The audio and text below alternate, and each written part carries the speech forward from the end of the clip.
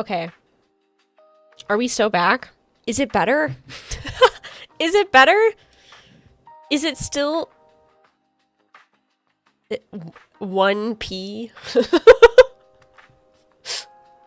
It's better. Okay, awesome. I had to like do some adjusting to my OBS settings for my meet and greets this weekend because I was a guest at Anime North and MomoCon, and they had me like adjusting my resolution for my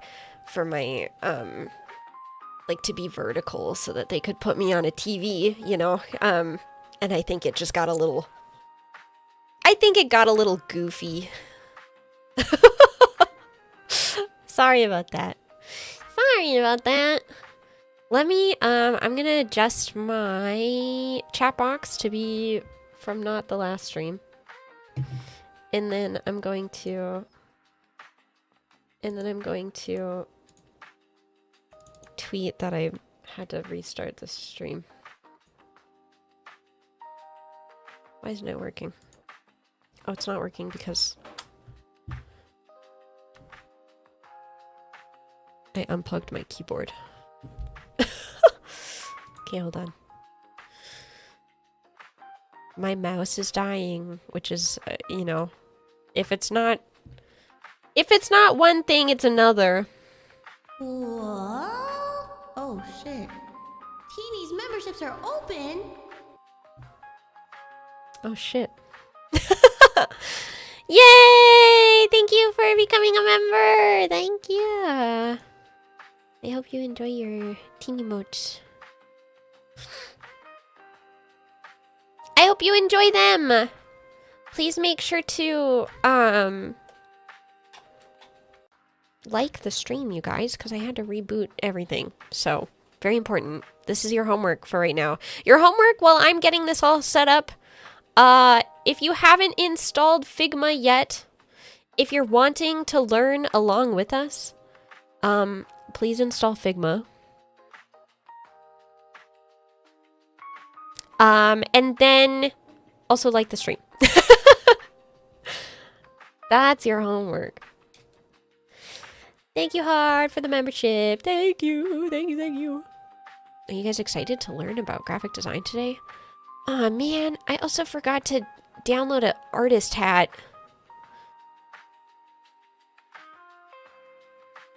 Now all I have is this get smoked hat. This works. This is my artist hat, okay? This is how you know that I'm qualified to teach you guys about graphic design. Does it cost money? No! Figma is free.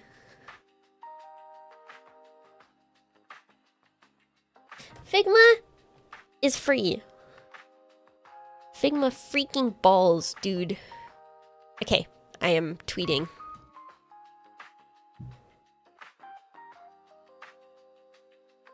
Please hold the phone. Open the country. Stop having it be closed.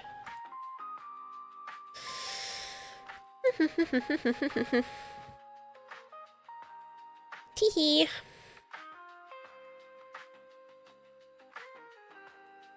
I will post the new link.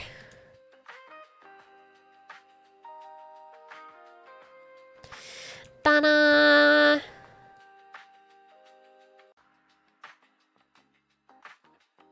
The Vinki? No.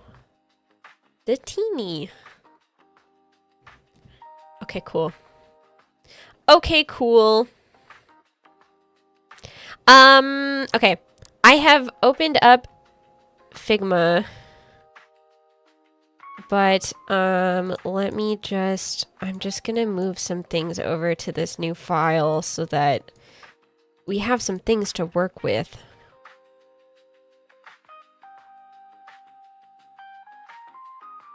So that I can have some examples. How similar is this to GIMP? I've never used GIMP before, actually. I would say Figma is fairly similar to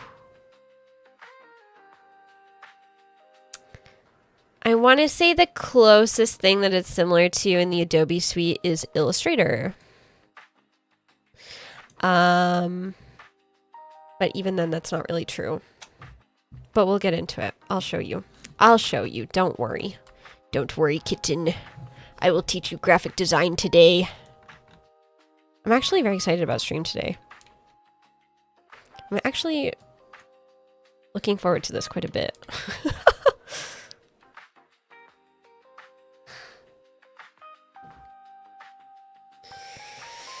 It's similar to Adobe Emerald. No, it's not. Maybe a little. Sort of, maybe. Not really. They all have things in common. You know, all of the graphic design softwares all have things in common.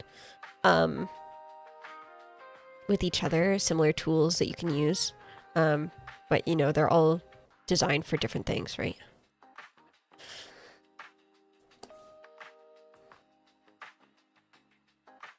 XD is the name? What are you talking about?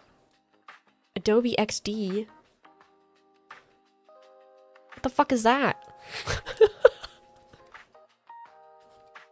What are you saying to me?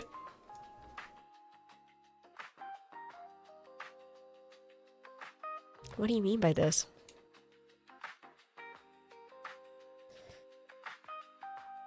The software Adobe XD is a UI one that's similar to Figma? What the damn hell? Hold on. Oh shit, Adobe XD is a vector-based UX UI design and prototyping tool for web and mobile applications.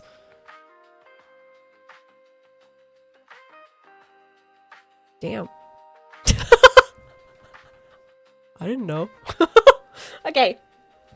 All right. Let's move screens, okay? It is terrible, to be fair. Okay. Time to talk about graphic design.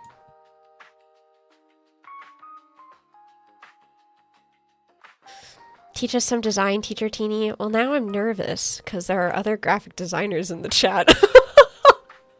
Now I'm stressed. Okay.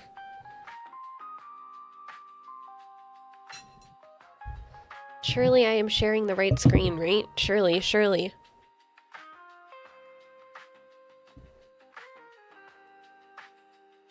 You'd think.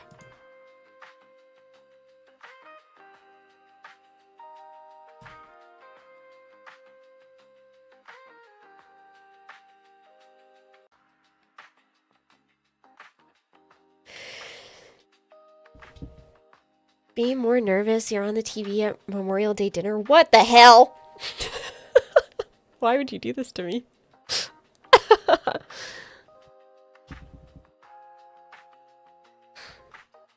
Whoa! Oh shit. Teeny's memberships are open. Hi, Yexi. Thank you for your re-membership. Thank you. I appreciate that. Thank you. I have updated the thing. I have updated the thing. Thank you so much. I know nothing. My brain is empty and ready to be filled. Okay. So, okay. Yeah, where do I start with this? So, I made a tweet. I made a tweet that said, "Hey guys, would you like me, a professional graphic designer, to teach you how to make VTuber thumbnails?" Twitter said, "Oh my god, yes please." A lot more than I anticipated. I was supposed to play Petit Planet today, but I didn't realize that the beta ended yesterday. So I was like, well, my stream was either going to get canceled or changed anyway. So might as well do the thing that everybody says that they want to see from me. So that's what we're doing today. That's what we're doing today. For my credentials, I guess, I've been a VTuber for coming up on 5 years. This year is going to be the 5-year teenyversary, which is very exciting. So I've been making thumbnails for a long time. even though I haven't been on YouTube that whole time, making thumbnails, even if you are not a YouTuber, or even if you stream on Twitch, making thumbnails, still useful for Twitter and advertising and posting to your Discord and whatever. And then also, I am a graphic designer trained by university. Visual designer is the term that I use for myself. I am $50,000 in university debt. So hopefully I learned something while I was there. One can only hope. Do I regret going to university for graphic design? Yes. Did I learn things that I would not have taught myself, sought out outside of university, and that made the degree kind of worth it? Also, yes. Unfortunately, there are things that did make it worth it. Do I still regret being in that much debt? Yes. Both things can be true. Both things can be true. Liking this stream helps Teeny get out of debt. So true. So true. Money well spent. Yeah, maybe. Maybe. I wish that university was not so expensive. That's really all I have to say on the matter. But I did learn some things and stuff. I do think that going to university has made me a better designer. Also introduced me to softwares that I wouldn't have used.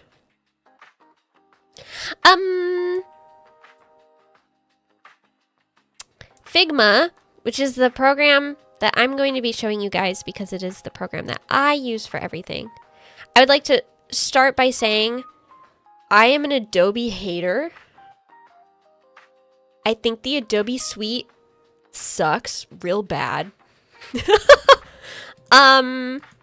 However, if the Adobe suite is what you like to use, then absolutely. Like, go crazy. Go crazy, go stupid, if that's what you like to use, if that is the software that you feel the most confident in. I just think it sucks that you have to pay so much to use the Adobe suite. And there are a lot more other options now that don't require you to pay a manillion, bajillion, bazillion dollars.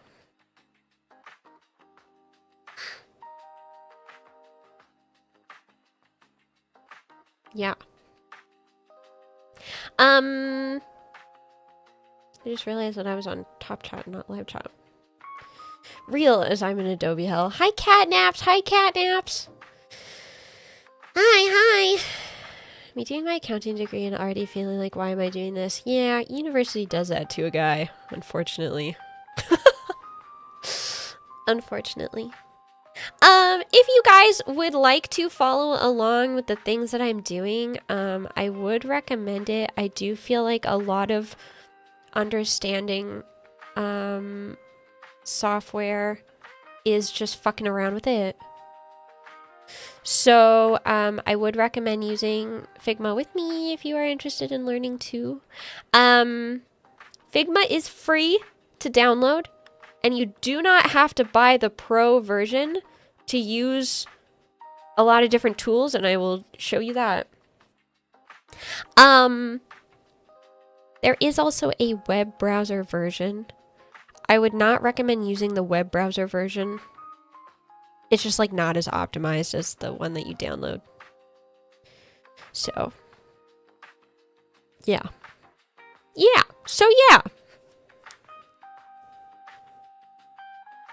Let me open my file. Bum.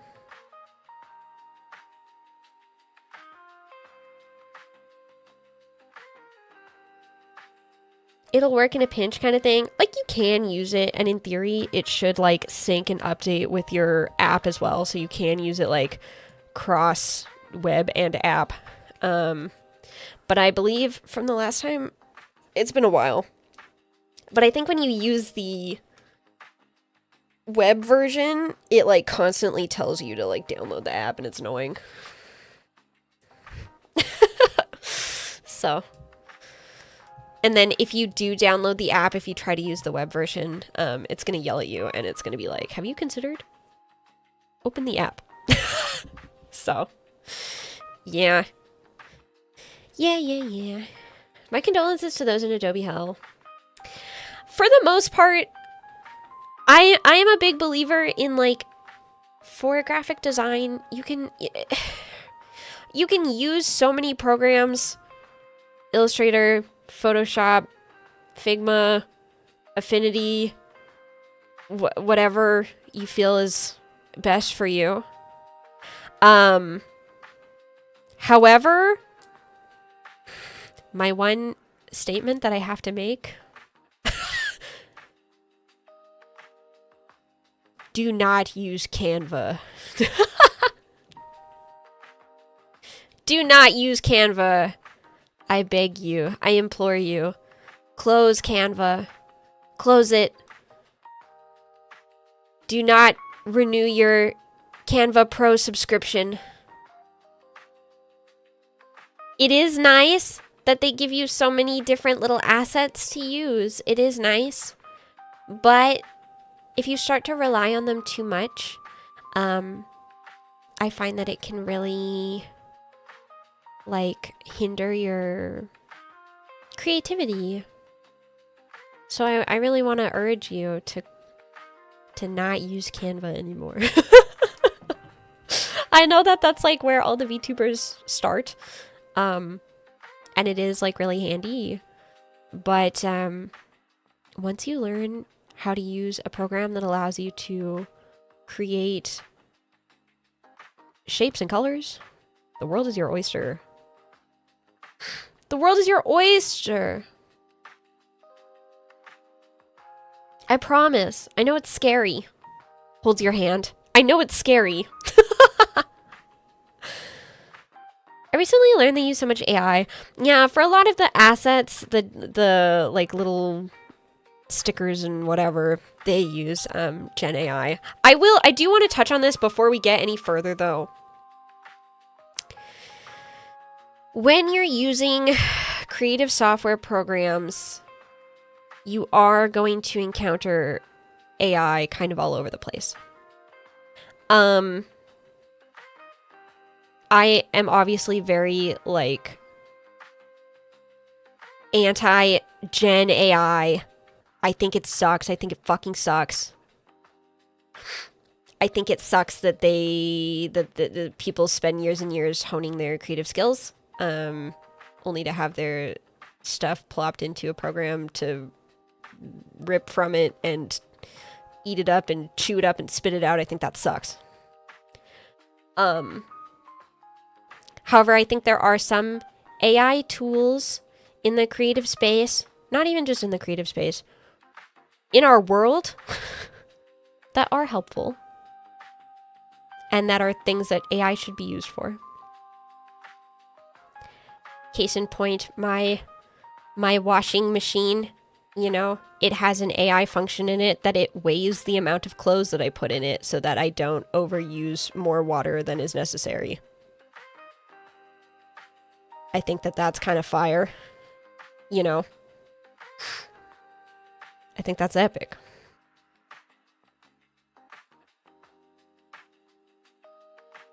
But in the creative space, you're going to encounter it a lot. I don't know. Stick to your morals, stick to your gut. Don't use tools that you feel make you feel bad, you know. You know. So, Figma, first and foremost, is like a UX UI program, which means that a lot of people use it for website building. And so Figma, which also their like sister program, which is called Framer. The idea is that between Figma and Framer, you should be able to, from start to finish, build and code a website in both of those software. And so there is a lot of AI integration that has been added because they want to make it like as user-friendly as possible. So just so you know. But you don't have to use those things if you don't want to.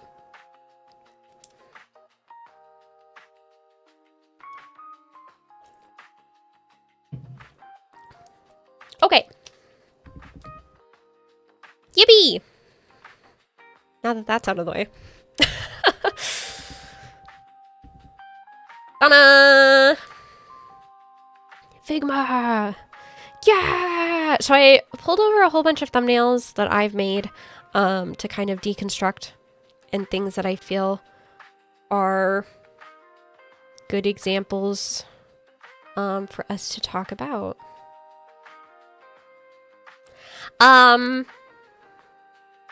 We'll be going over some like really basic tools that I use that I feel are very handy and good to know about Figma. Yippee skippy. Okay, so at the very bottom of your screen in Figma, you're gonna have your, you know, your toolbar, right?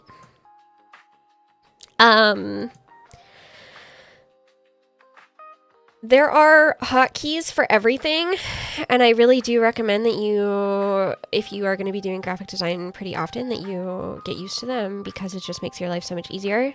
The biggest ones being switching between your, you know, your selection tool and your hand tool. So the hand tool allows you to scoot around the page, you know, and then your selection tool allows you to click things. Yeah. And that's V and H. So now how do you get to the screen? When you get to your home page, at the very top bar, there's like a thing that says design.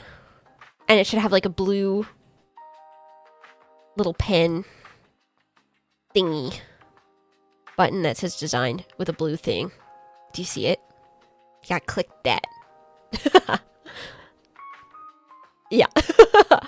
Yeah. So that's how you get to starting a new design. Mm-hmm. Yes, quite. And then it will bring you to this screen. Yeah, sorry. I forgot. I forgot. Yeah. So that's how you start a new design page. This page works very similarly to, I would say, Illustrator is probably your closest Adobe equivalent to like how it's displayed, so you can work with essentially what is like art boards. They call them frames in Figma. But your hand tool and your pointer tool are like super important. Ask questions if you're lost. Yes, important. On the side, you're gonna have your pages and your layers. Pages, I would say, in Figma are like not super important unless you're doing like a really big project that you feel like needs to have multiple pages, because of the fact that this works kind of like Illustrator. And so you just have like a really big file that you can make a million artboards if you need to. And I find that like hopping between pages is like really annoying because it literally is a whole other page. So you're just like, you're hiding all of the stuff that you... If you wanted to have like one page full of assets and then another page full of your working file, if that helps you feel organized, then I guess so. But I don't know. I never use pages. I don't think it's important. I think just having like a really big working file is usually what works best for me. Please note though that like graphic design software and creative software usually in general is like kind of resource intensive. So the bigger your file gets, the more your computer is gonna struggle. Yeah. You with me so far? Some important like keyboard things to know. If you hit Control and use your scroll wheel, then you can, it's really easy to rescale. You can export pieces of the working file individually. Yes.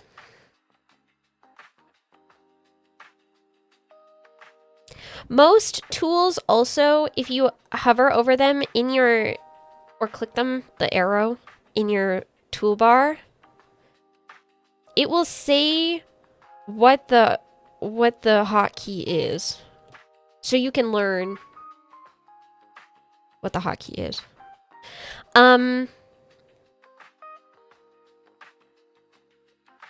Yeah. On the side, on the right side, prototype tab is like not really necessary unless you're learning how to like make things move and be animated. This is like, because this is a UX UI program, you can literally animate things in Figma of like interactions for like clicking buttons and like having different states of the same object. So you can have like a button that's unpressed and then a button that's pressed and then create that as a prototyped interaction. And it's meant for like, if you were to send this to, you know, a coder, they would be able to see exactly what you are expecting of them. Does that make sense? So it's not like, animation is not really like the right term. It's like React states. Yeah. It's hard to explain. It's not something that you guys are probably going to be using, so you can just like ignore that. If you want to play around with it, you can. I don't think I started learning that shit until I was in like my 400 level classes. So it's not really important. But yeah.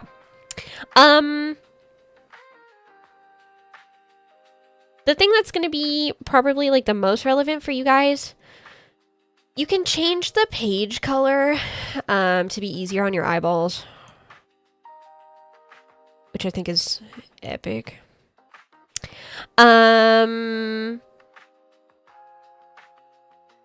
What we're going to do is we're going to start with a frame so that you guys can see why I am recommending Figma specifically as your program of choice for this, for thumbnails, but also just for graphic design as a VTuber in general. The frame button is the one that looks like a little grid at the bottom. If you just hit the frame button, it will pull up a new menu that's on the side here. The categories are phone, tablet, desktop, presentation, watch, paper, social media, Figma community archive. If you go into social media, there's a whole tab that is full of different options for you to pick that is like already, the sizes are already there of what that thing should be. So Twitter post, Twitter header, Facebook post, Facebook cover, Instagram post, Instagram story. These are updated frequently. So like when Instagram changed from being squares to being the weird size that they are now, I think it took maybe like only 2 or 3 days for Figma to update it. So they stay updated pretty regularly. If you want to build a frame from scratch, you literally just like click and drag while you're in the frame selection tool. How to get frame? Frame is this button at the bottom.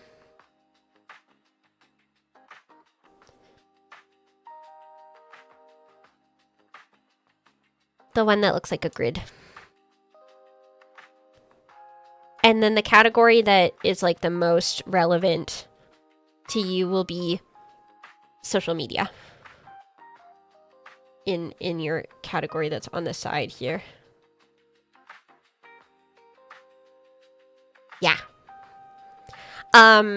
You can make a frame of literally any size, of any custom size you want. If you decide to like click and drag and make one, but then you decide actually I would like it to be a specific size, the dimensions are gonna be in your menu on the right. So on your right side, it'll say layout, and then dimensions. I'm gonna adjust this to be, I'm gonna trigger some hotkeys. 1920 by 1080, which is like, you know, 1920 by 1080 is like your standard 16:9 ratio.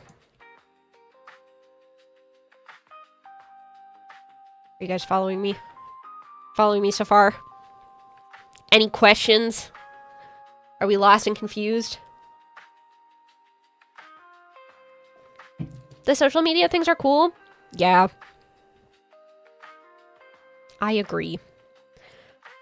There used to be like a very specific recommended thumbnail size for YouTube thumbnails. However, YouTube recently, a couple weeks ago, had an update where now they are allowing bigger file size.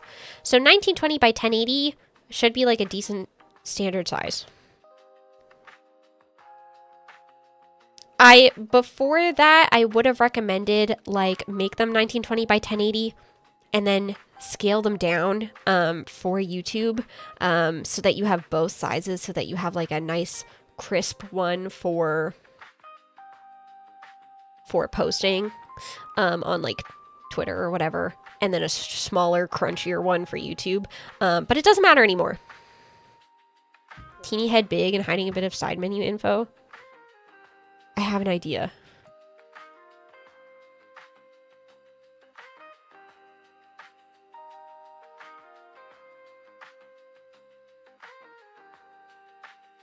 Makes myself small. Does this help you? Perhaps? Yeah! Okay.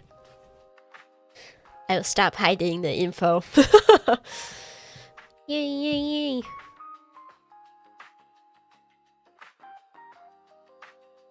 Okay. Perfect size. Yippee! So, once you have a frame that is your 1920 by 1080, I'm going to get you guys to do that.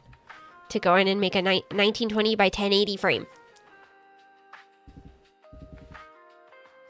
I would say that 1920 by 1080 now, because of like how high resolution most things are. How does one zoom out? If you hold Control on your keyboard and then use your scroll wheel on your mouse.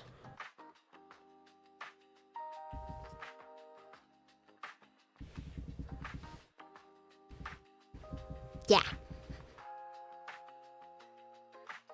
Yeah. Most things are like a higher res now. Because monitors are getting so fancy for, you know, video games and shit.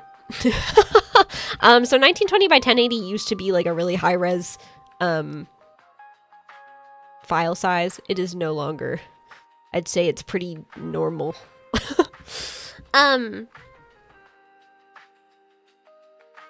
But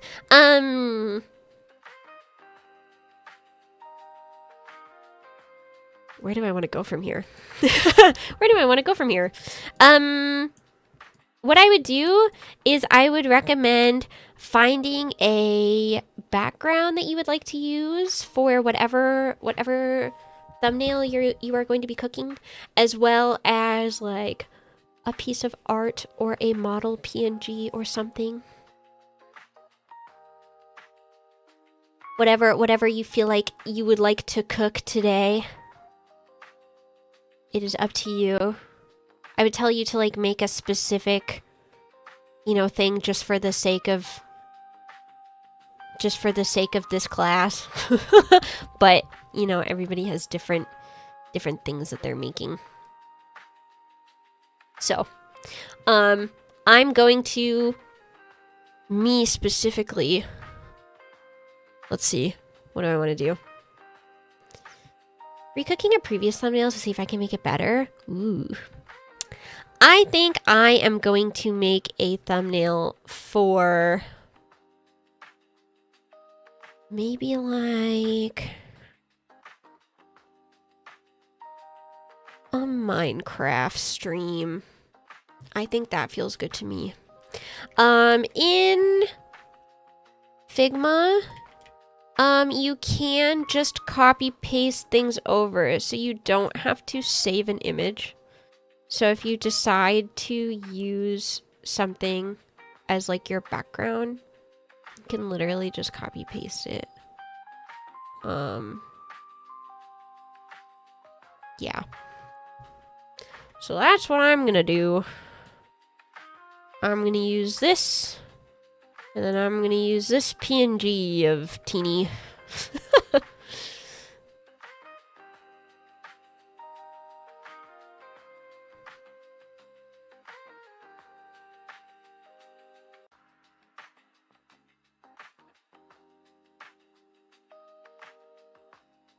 How would you balance a thumbnail with change from solo versus collab? Yes, I would agree with that statement. Okay, we're gonna have a little conversation here really fast. I'm gonna use this one as an example. So let me just pull this over here. I know I'm doing things that you guys can't see, but just bear with me, okay? Okay, something that I think is very important to be talked about in terms of like design and how to make your thumbnails look visually pleasing is discussing the rule of thirds. Kind of important to most art practices. If you are an artist of any variety, you've probably heard about this before. But the rule of thirds is like basically how you want to balance your images to make them look visually appealing. This was something that I did a lot when I was a florist. Usually when you work in odd numbers, it looks more balanced than working in even numbers. I don't know what the science is. I couldn't tell you, but like, for example, hear me out, okay?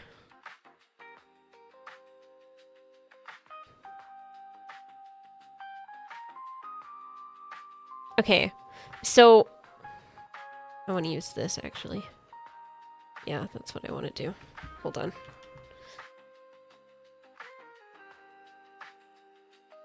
Yeah. Okay. Okay. So, like, imagine you had, like, a handful of flowers. You know what I mean? If you were to put 4 of them, it would end up looking, like, super boxy and kind of weird because of the fact that all of them are, like, a round thing. And also, your eyes end up going to each of the corners. So it ends up looking even more boxy. But if you have 5, your eye ends up going to the middle. And so it just overall looks more balanced. This kind of rule of thumb can be applied to like basically everything that you do. It's the same with 3. Your eye ends up going kind of to the middle. Less so, but like, you just kind of want to work in odd number of focal points or like important info. Yeah. So when you're building your thumbnails, if you split the screen into 3, what you want is to have something that takes up like a whole third and then 2/3 for it to look like optically balanced.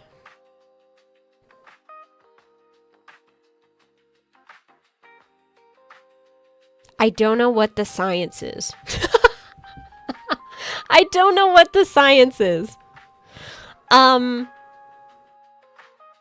But I do feel like when you have something that takes up less than 1/3, it ends up looking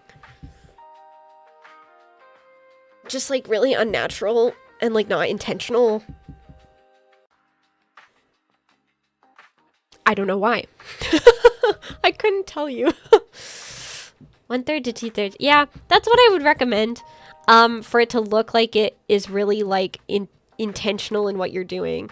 Cause like, let's say for example, you know, I'm building this thumbnail. Okay. Oh, actually, the first thing that I'm gonna tell you guys to do on your frame. Stop. On your frame, underneath the dimensions, please select clip content.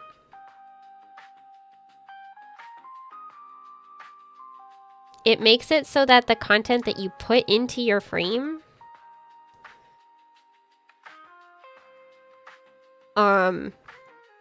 you can do you see? It masks it to the frame. Are you picking up what I'm putting down? Kind of like a photo. Yeah, exactly. Exactly that.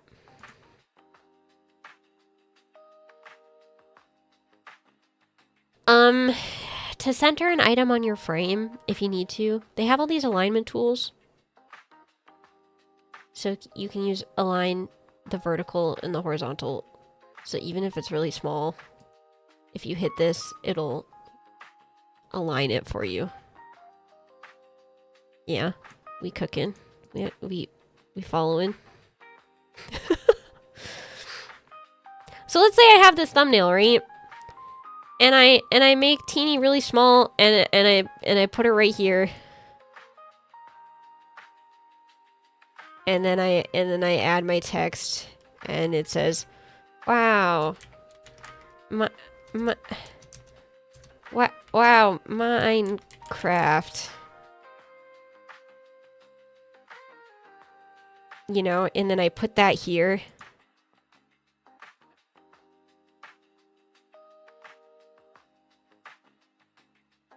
Versus,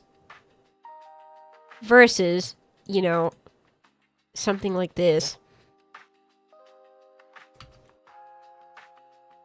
You know what I mean? You know what I mean? Are you following me? It feels like there's a focal point and intention. Yeah? We cooking? Especially when it comes to VTuber specific thumbnails, I think that like for a handful of reasons, your model should be your focal point. Your face as a VTuber is your brand. So having it be really big in your thumbnail is kind of important. You also have to remember that when people see your thumbnail, it's like this big. Right? So like, if you make yourself really small, literally who's gonna click that?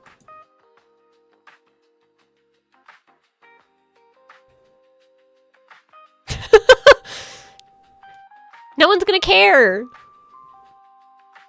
People are gonna be like, oh, look at that little anime blob. You know? Model should usually be the 1/3. Yeah, I think so. Or like the art or like whatever you want to use as your focal point. Make head big as hell. Yeah, sure. Why not?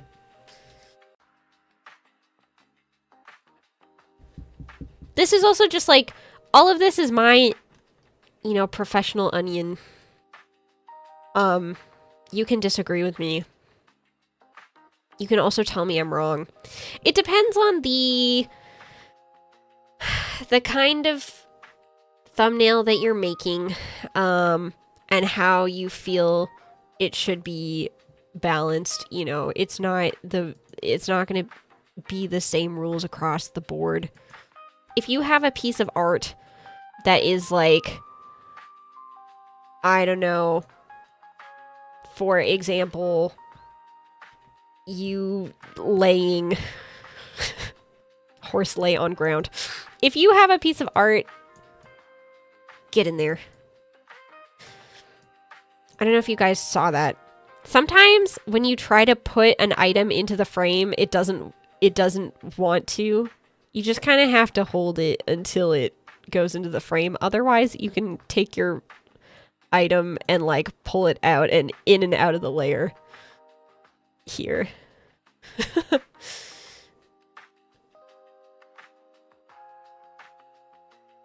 But let's say you had a piece of art where you're like laying.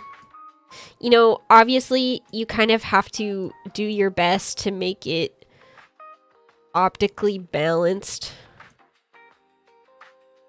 I cannot recommend enough the like power of critique, though, of sending things to your friends and being like, does this look okay? Because some people might be like, no, optically I think this looks real bad, actually. And you wouldn't know unless you asked, you know? But like, you know, the rule of thirds is kind of, it is a rule, but it's open to your interpretation, I think.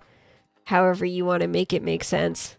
If you want to divide your thumbnail so that it is like this, why does it reset all the time?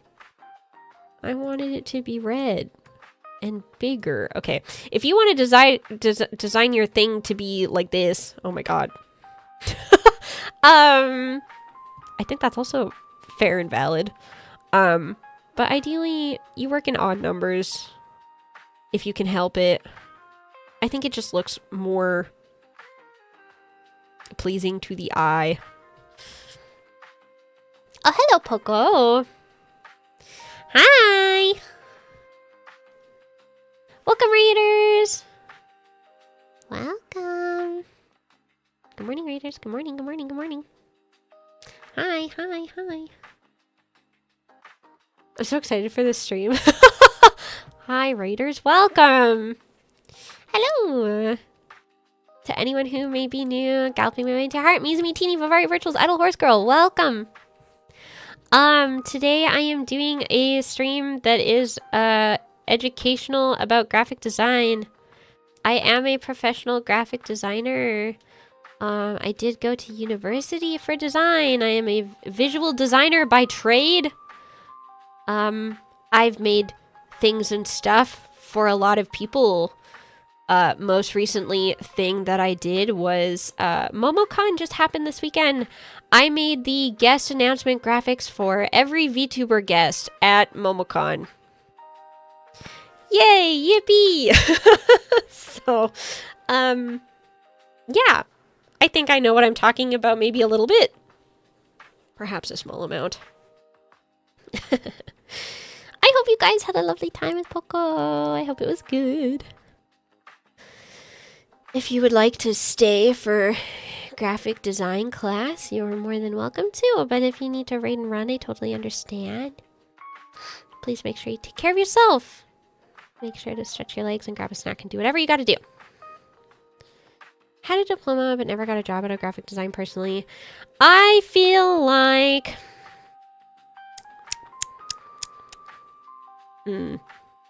I feel like graphic design is a really good program to take if you have the funds to spare and have intentions of being self-employed.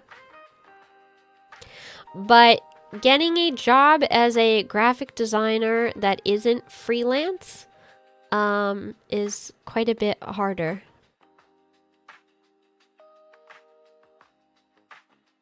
Yeah.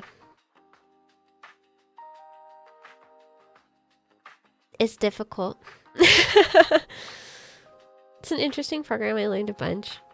Yeah. It's like I am glad that I took university level graphic design. I do not think that it is worth the 50 grand that went into it. Could you give them a rundown of what we've talked about already? Yeah, so I'm asking everybody to use the program today that we're using is Figma. Specifically because I wanted to say Figma balls. Just kidding. Figma is my program of choice for all of my graphic design work. I use Figma for things that it should not be used for. It is primarily a UX UI design program. Which is to say that it is primarily used for website design and app design. But I use it for thumbnails and graphic design of all varieties. Need to cook food, but if you're still streaming, I want to come back because this is really interesting. Enjoy your food. Thank you for the raid. I will take care of your guys. What are your fans called? What are you called? Fanned it. So cute. Oh my god. Well, hello. Welcome.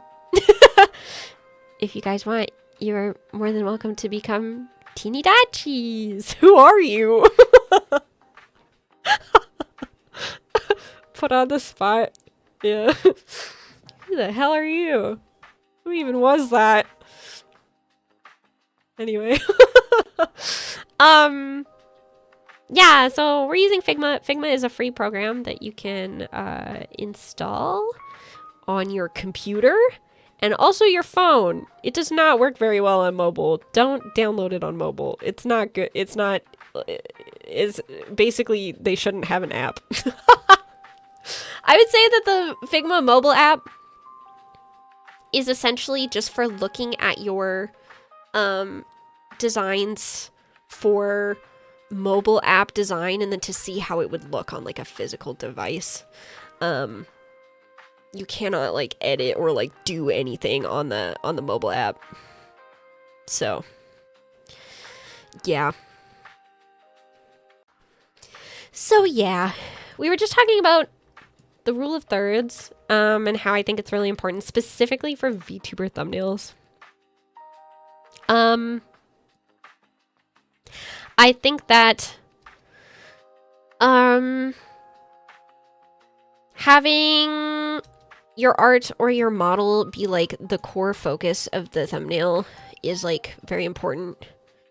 If you make it too small and people, you know, see your thumbnails from this far away, like, I don't know, it's not, the smaller you make your person, the less people are gonna care. Right? I also think that if you make your model too big, that it's overwhelming and stressful. I mean, some people might click on that. I don't know. I don't know. I could also just be saying things. Me when I'm like, don't worry guys, I have credentials, but then I also am like, I might just be talking out of my ass. Who knows? Anyway,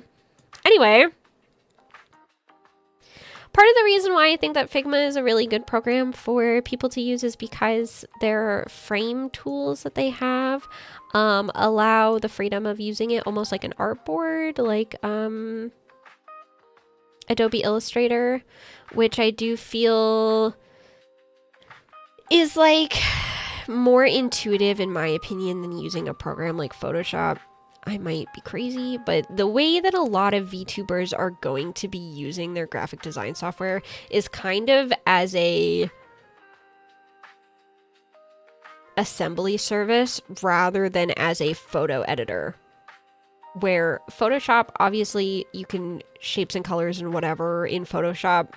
But I feel like for what you are doing as a VTuber, which is essentially just being an assembly service for everything that you need, Figma is like a really good alternative to something like Canva.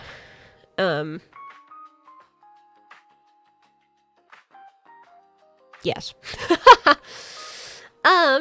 Something that I think that you guys should install while you're working on cooking your thumbnails that is free.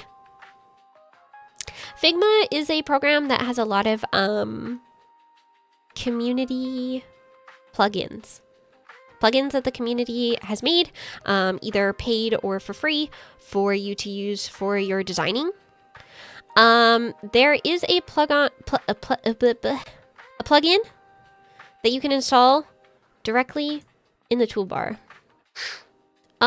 If you go to Actions at the bottom of the toolbar, which is the diamond and the circle and the square and the plus sign. This is where you'll find a lot of the AI tools that are in the program. But it's also where you can, if you go to plugins and widgets, you can find a whole bunch of they also, if you like look at like the plugins online, you can find them that way too. But here's like a really good place to just add them very quickly. If you can, I would recommend that you get this one specifically, the Glow plugin. If you type in Glow, it might show you a couple different options. Try to get the one that has this picture for it, because I think that this plugin is super epic. There's a lot of things that people have made as plugins that are not like native to Figma. Do I save or run? Both work. Either or. Save just like saves it to your toolbar. And then run is like we'll open the little user interface for it.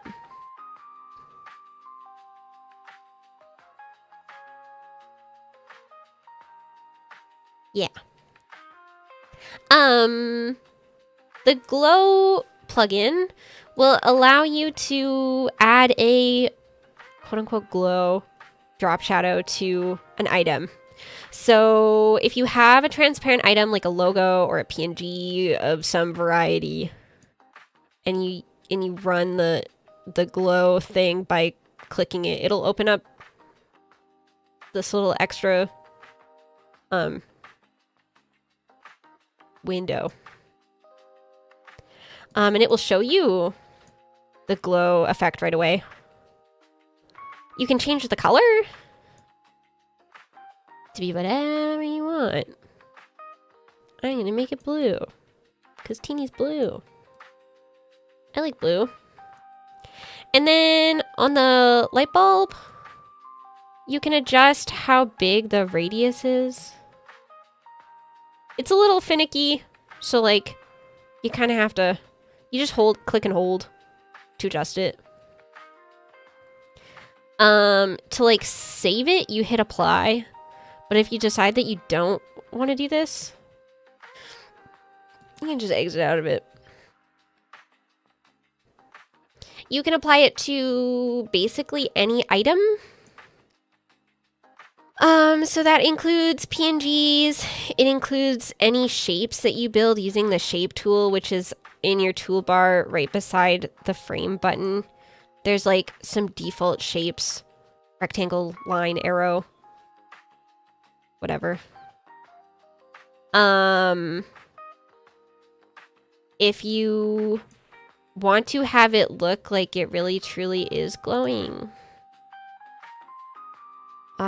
usually what I do is like I'll pick a color to make the item whatever I want the glow to be, because it'll like auto with a shape, it will auto set the glow to be whatever shape you've already, or like whatever color you've already selected it to be for the fill. This is a plugin? Yeah. And then, so you have your shape, and then you hit glow, and it will like auto to the color that you've already set it. And then you can change the fill to be white. And then it looks like it's really glowing. Wow, crazy. Whoa, that's bananas. Does that need layering? What do you mean?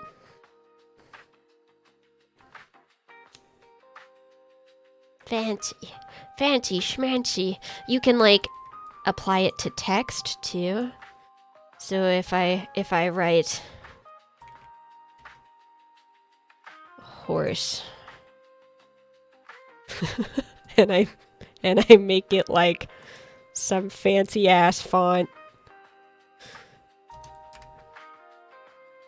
and then I also make this pink,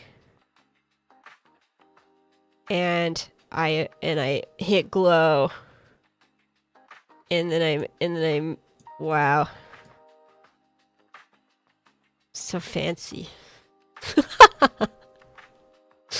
Yay! So the glow plugin, pretty goated. IMO. You're late? No, you're not late. No such thing. No such thing. The glow is something that I think that a lot of VTubers love to use on their thumbnails. I think that glow can get excessive really quickly, so use it sparingly. To get rid of the glow on something that you have already applied it to, on your sidebar on the right, the way that the glow plugin works is it applies like a shit ton of drop shadows going in every direction.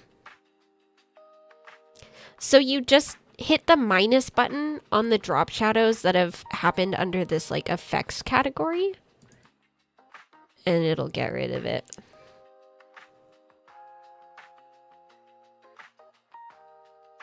So essentially, like, there is a set amount of effects that you can use that are native to Figma, and people have figured out how to apply multiples of whatever effects to get the intended result.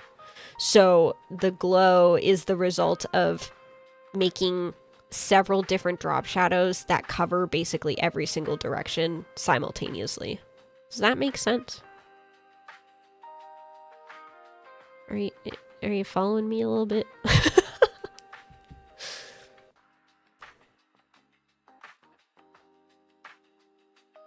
The effects that are like the options that are native to the program,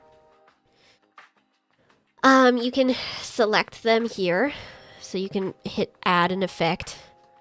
There is a drop shadow, inner shadow, layer blur, background blur, noise, texture.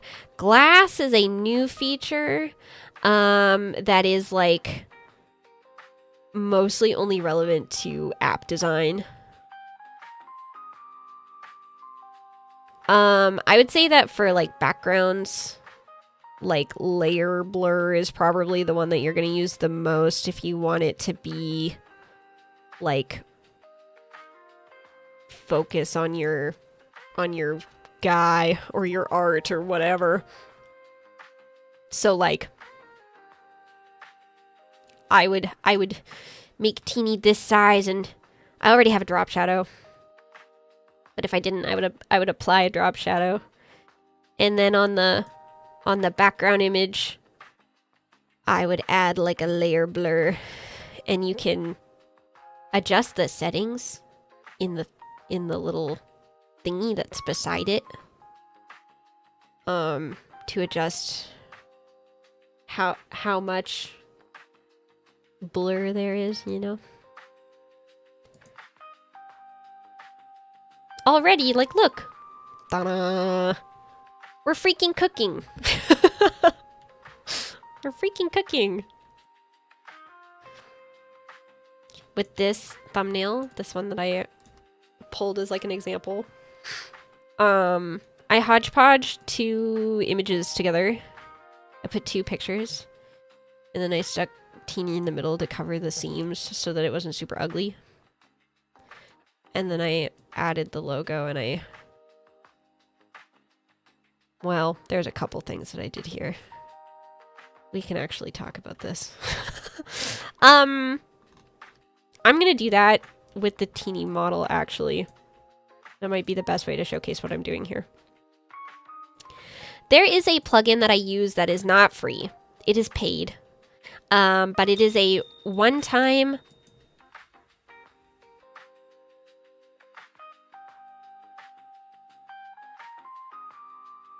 What was that?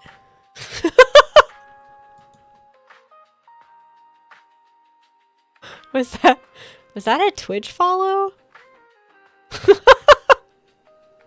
What was that sound? Question mark, question mark. Do I still have alerts on that I don't realize? Just random noises. Me when I'm just making sounds for the fun of it.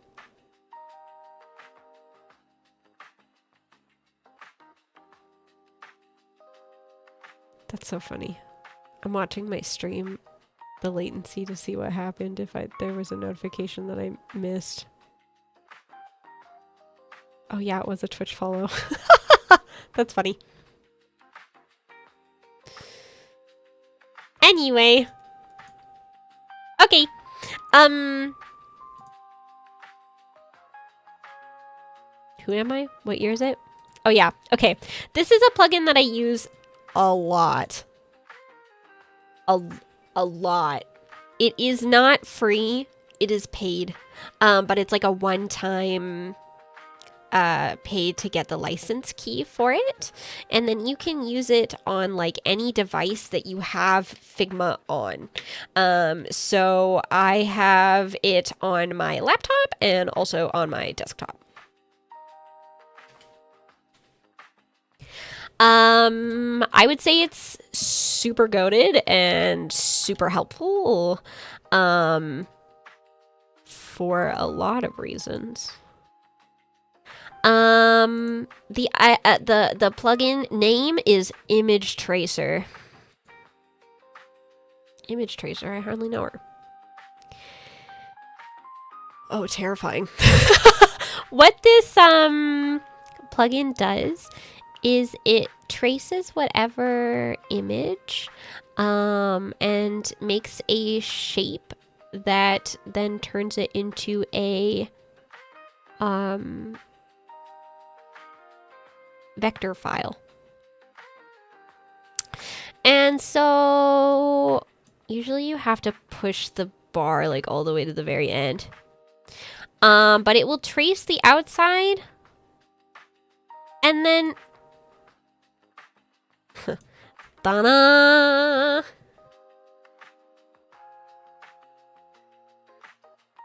And a vector shape, what that means is that you can adjust the size of this to be literally any size, and it will, oh god, and it will maintain its resolution.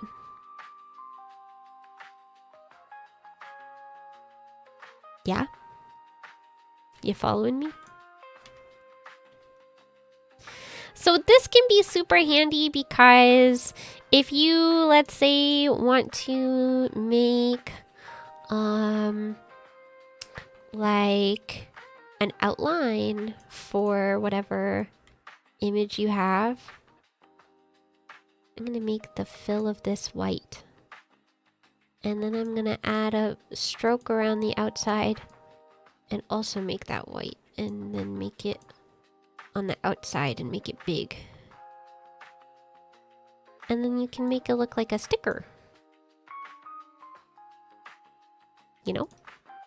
That's kind of handy. If I group the items together by clicking and dragging and highlighting them both. And then selecting group selection. So it becomes one item together, so I don't have to select them both all the time because they're in a little group. I can add a drop shadow to the whole group.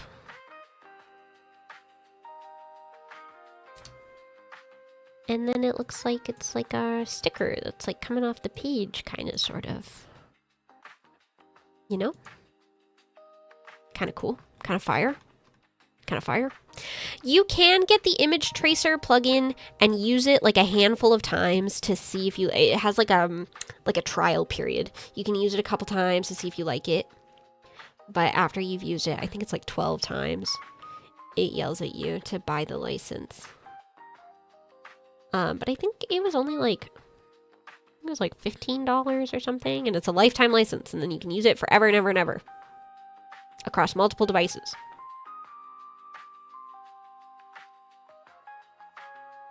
Yeah. Yippee! I would say that the image tracer and the glow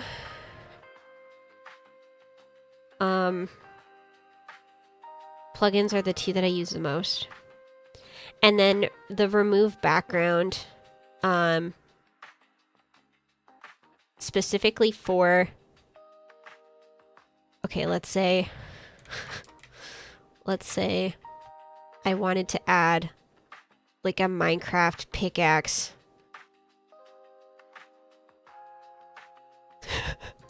Okay, let's say let's say I want to add this to my thumbnail, okay? If you use the remove background, which is like a built-in tool, it is an AI tool. But it is very handy for things like this. You know.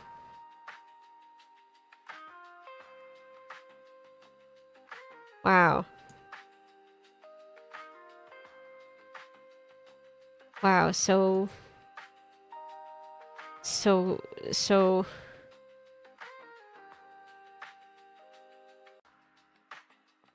that easy to vector an image now? Yeah. There's tools in this sidebar that's like you can flip things to. I think you can also flip things by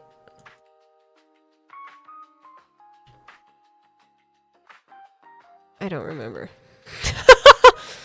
But you can do it here. Just rotate, flip. Can adjust the rotation angle in here too. This is me using my Minecraft pickaxe to eat dirt. Hope this helps.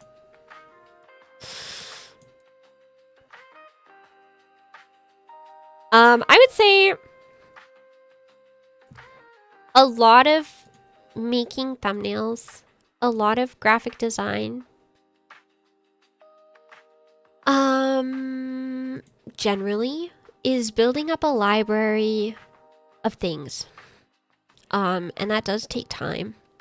So building up a library of backgrounds and fonts and assets that you like to use, it does take time.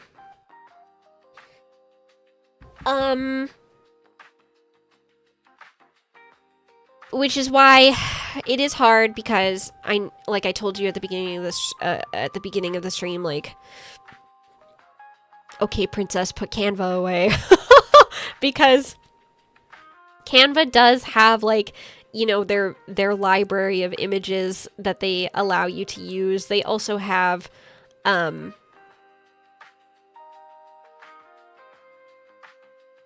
like that built-in library feature where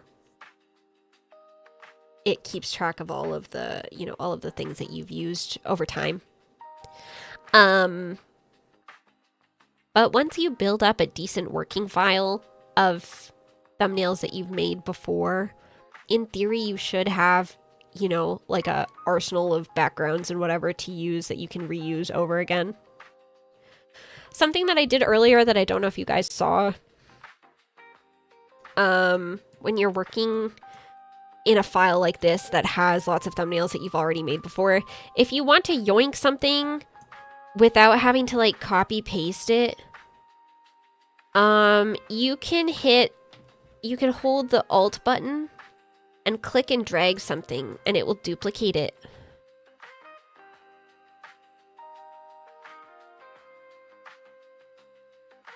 And that's like really handy. Saves you time. Saves you time having to like copy paste and move and schmoove and whatever. Yeah. I remember when I would make thumbnails back in 2017, I'd just Google like the Mario font or like Crash Bandicoot font and just download each individual like phrase.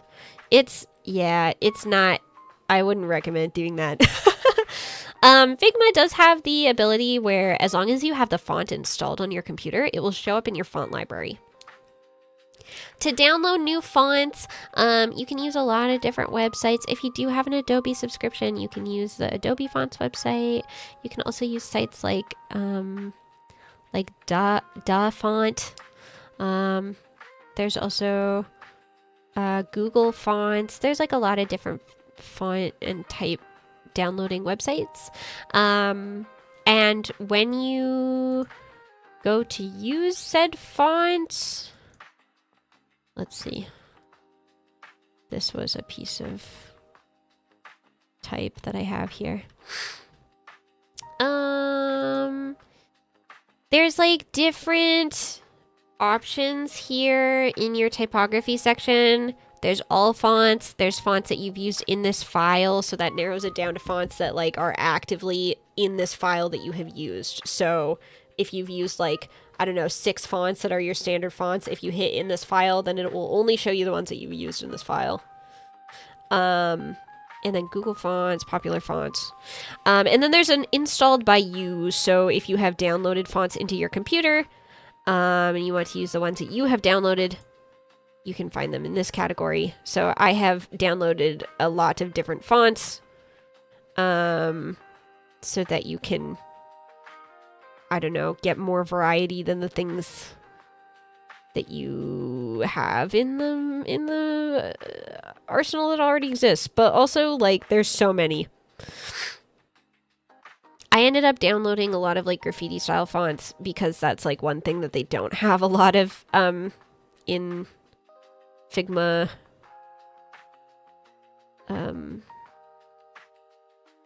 Like basic library.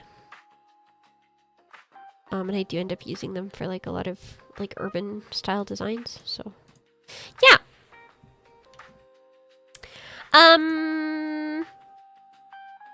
Anything that has a transparent background, a picture, text, a shape, it allows you to add a stroke to it, like an outline. If it is just something that is like a PNG that is a square though, that isn't like transparent, like right to the, you know, kiss cut right to the thing. If you add a stroke to it, it will just do it around the bounding box of the thing. So that's why the image tracer plugin is kind of nice. I will say that that is something that Canva does allow you to do, is that even if it's like a PNG, it does allow you to add like a content aware stroke to it. It is unfortunate that Figma does not allow you to do that. However, there are plugins that let you do it, so so you can download things that help you with things like that. But if it's like a shape or something, any variety of shape, you can add a stroke to it and adjust the weight of it. And have it be on the inside or the outside or whatever.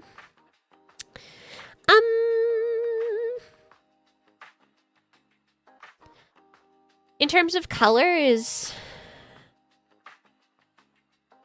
it will keep a ongoing swatch of like colors that you have already used on this page. There is like a library function where you can make like a custom color. So let's say I wanted to make a really colorful gradient. There's like the solid color panel and then there's the gradient panel. You can drag those squares around and make whatever color gradient you would like. So let's say I wanted to make something, I don't know, really pastel. Wow, so cute and tie-dye-ish. Wow, so cool. Rainbow.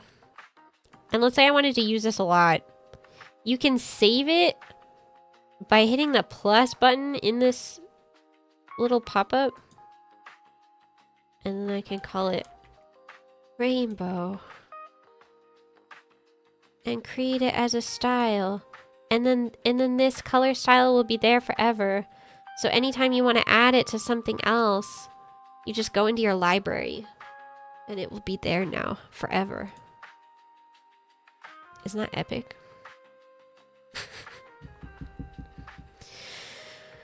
When you use like key arts for the thumbnails, do you always use the image trace tool so they're not just boxes, or do you only do that if you need to? The image trace tool I use primarily actually for things like this. So I wanted to add a glow to the Oshi Uplink logo, so I used the image tracer and then I added a glow to that item so that the edges of this one would stay really crisp.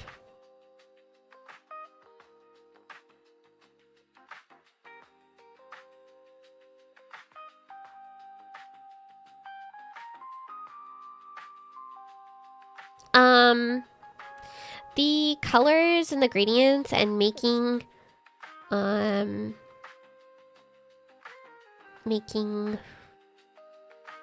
hello?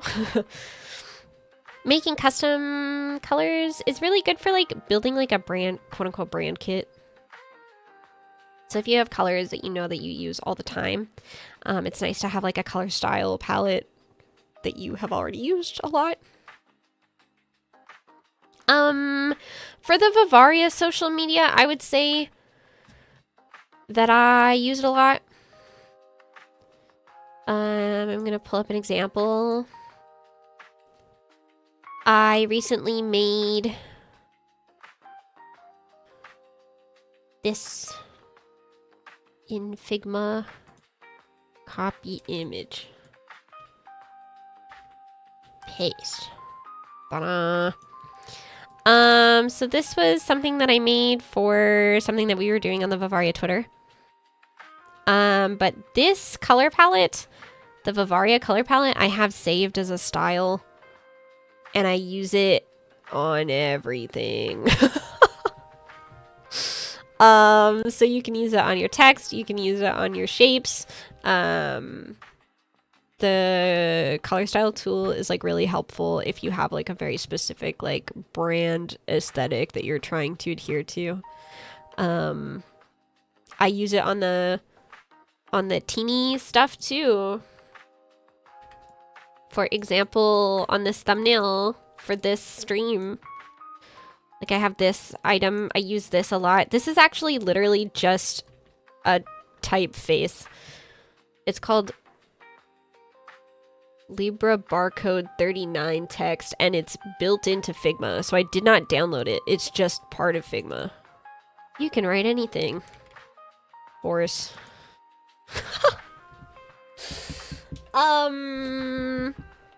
But this specific fill color, this one,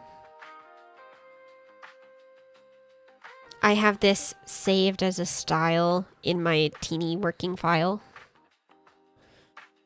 I use it for like everything. barcode is cute. I agree.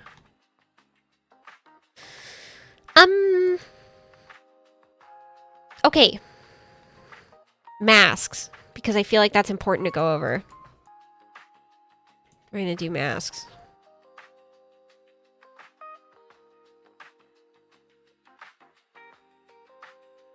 Okay. This is relevant and important to people who do VTuber concerts or model reveals or I don't know, anything that requires your model to be a secret. Guess this character type shit. I don't know. Dealer's choice. You can mask to the shape by creating a rectangle is like the easiest. Choosing whatever color you want it to be. I'm gonna make it rainbow because I already made that style. If you highlight both items, right click it and select use as mask.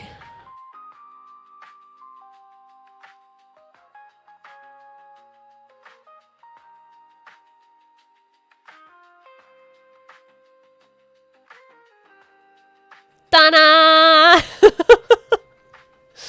Yay! Super helpful for VTuber reveal. It's a Pikachu! Who's that Pokemon? Izumi Teeny. Super helpful for VTuber reveal thumbnails of any variety. And like super fucking easy. Do you do that 800 times for every concert? Yes. However, because you have made it a group, if you just go to hide, because of the way that a mask works, if you just go to hide the rectangle, it will hide the whole thing because that's what the item is masking to. So just remember that. You can't just like hide the thing. You have to like, you have to right click it and then you have to wait.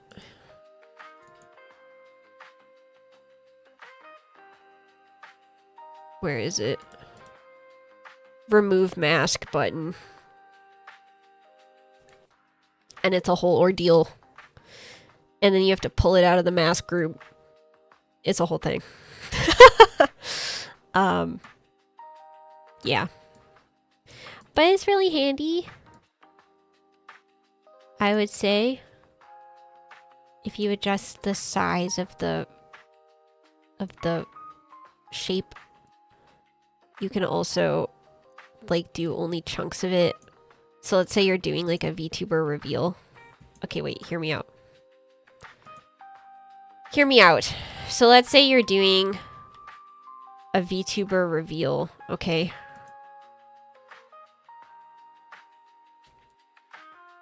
What's happening here? What's happening here? Okay, there we go.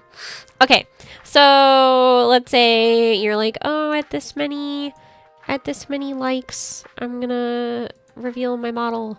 So I would have like two layers that are my model, right? And then the thing that I'm using as the mask. Yeah. Are you picking up what I'm putting down?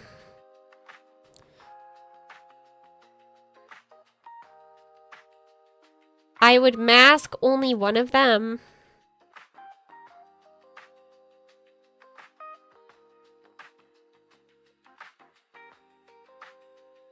So that when you go to adjust the thing.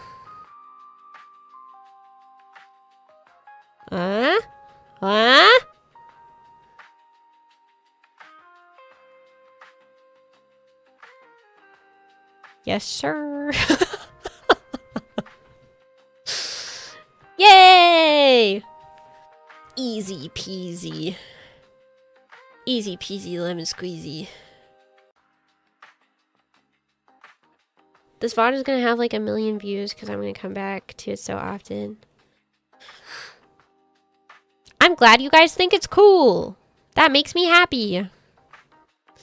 I think that Figma is like really user-friendly. I think it's just, it's any software that you pick up, it's always overwhelming at the beginning because there's so many tools, right? There's so many tools and you don't know where to start. But like, thankfully, because Figma is free, freaking tech guys love to make tutorials about it. So you can look up 5-second tutorials on YouTube Shorts and find 1 million. Hey Teeny, I'm late, but I'm here. Welcome!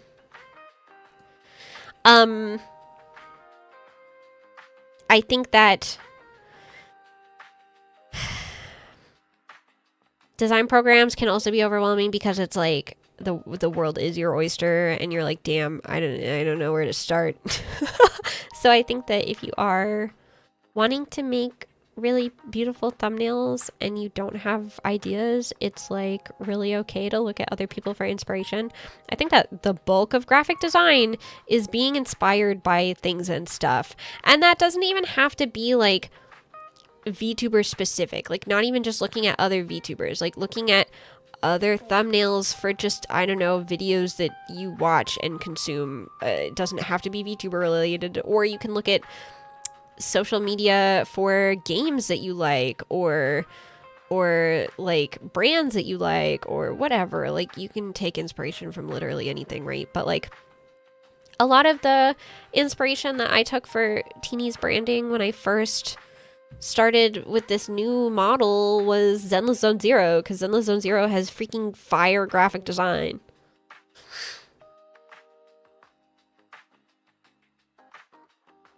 So I really urge you to, like, I don't know, look at things and stuff. Look at things and stuff all the time. And also, like this stream if you want to see me do more graphic design on stream. Are there any, like, things that any of you guys really want to do that you would want to see someone go over, or perhaps having a variety of inspiration is always the best? I agree. Kind of reminds me of a mix between Photoshop and InDesign, kind of. I only really used Photoshop during my university courses, but I had to use InDesign a few times, and it was a lot more confusing. I would say that Figma overall is like a lot more user-friendly, and I should hope so, because it's like a UX UI design program. If the user interface of the UI program was ass, no one would use it. So I think that's kind of important, you know?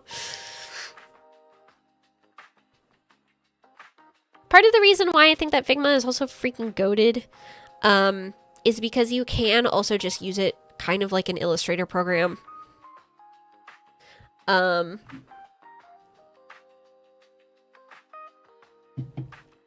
So there are like the preset shapes that you can use, but you can also just straight up like use a pen tool. And it creates it as like a vector, which means that there are all these tools that you can use to make said thing different.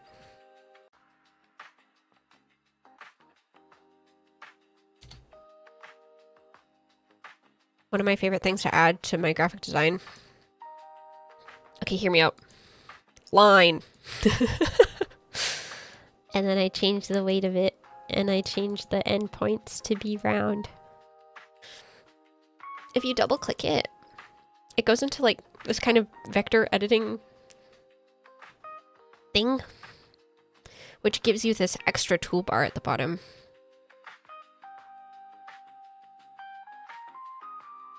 When you hover over it, you can add in like a new point. Oh no, why is it not doing it? You can add in a new point in the middle.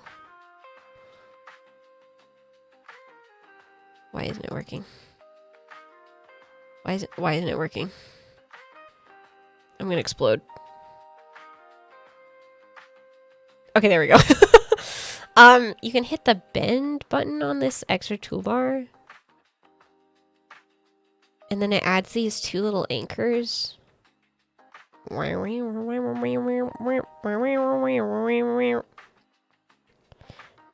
the sound that it makes when it is bending. And then you can double click to get out of that menu. And then you can change it to be rainbow. Wow. Ta-da! Ta-da! And then you can put that in your thumbnail. And you can it's like a nice little decorative thing. Ta-da! Ta-da! Ta-da! Wow. So beautiful. Yay. Something that I do often is I'll like, if I want my little bottom of my screen to have like a wavy whatever. Let me show you how I make a wavy whatever. I add a line, okay, and then I add a rectangle, and then oh my god, and then I double click on it, and then I add extra points so that I can adjust the shape.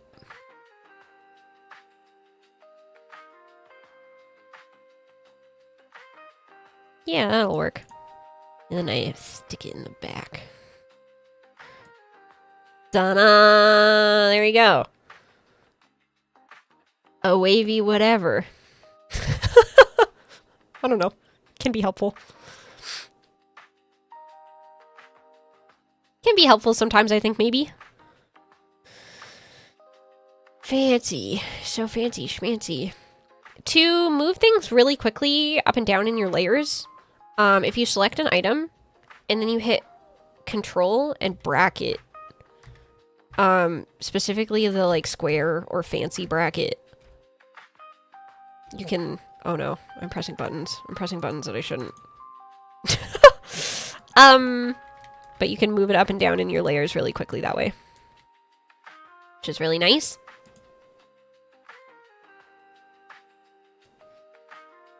Sometimes you need a wavy whatever. Yeah, this program's really fire, dude. To export an individual item and not the entire fucking file.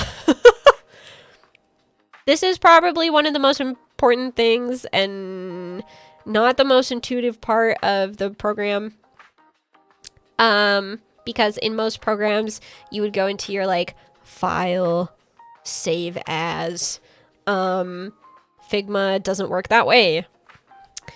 You select the frame, the whole frame, by clicking the title of it here. And then on the side panel at the very bottom, there's an export section. Here you can select PNG, JPEG, SVG, PDF. I would say that Figma can make PDFs. If you are sending said PDFs for print, be careful because the PDF saving system that Figma uses is not super great. So you would just probably want to open it up in a program like Photoshop, as the layer saving can be a little funny, silly, goofy in Figma because Figma is not really designed to do print things. Figma is designed for digital things, primarily. So, yeah. But for what you're doing for thumbnails and stuff, a PNG or a JPEG is probably fine. You can upscale the size of it in here if you need to. And then you just hit export. You can see a preview of the thing that you're exporting if you really want to. It's not super necessary, but you just hit export and it'll save. Only get the images to add in. I never get to work with designers. This is amazing insight. Yippee! I hope I can be helpful in some way. Graphic design is my passion, perhaps. I will say that graphic design, like any other art discipline of any variety, is a learned skill and a practice skill. So the more you do it, the more you develop an eye for it. It does take time. So the first designs that you do will probably not be great. But the more you do it, the better and easier it gets. It also takes a while to, you know, like I said, build up your library of things that you want to use, your assets, your fonts, your whatever. I know that there was like a resource that was going around for a while that was like, this is the thing that you type into your file search bar that will help you get high-res game logos directly from your Steam directory. Directory? Is that a real word? What am I trying to say? Anyway, there is like a way to get like high-res logos from Steam. Directory? Is that a real word? Help. Library? Oh my god. Anyway, you ever say a word so much that it doesn't sound real? Directory is a word? Help. That's so funny. I don't know if it's the correct word here. Anyway, there is like a path that you can type into your file search that helps you find all of the high-res logos. You go somewhere in your Steam files and then you literally just type PNG in the search and then it will show you all of your logos, which is kind of epic. So it allows you to get uncrunched logo without having to dig through the internet, which is really nice. It is pretty epic, I would say so.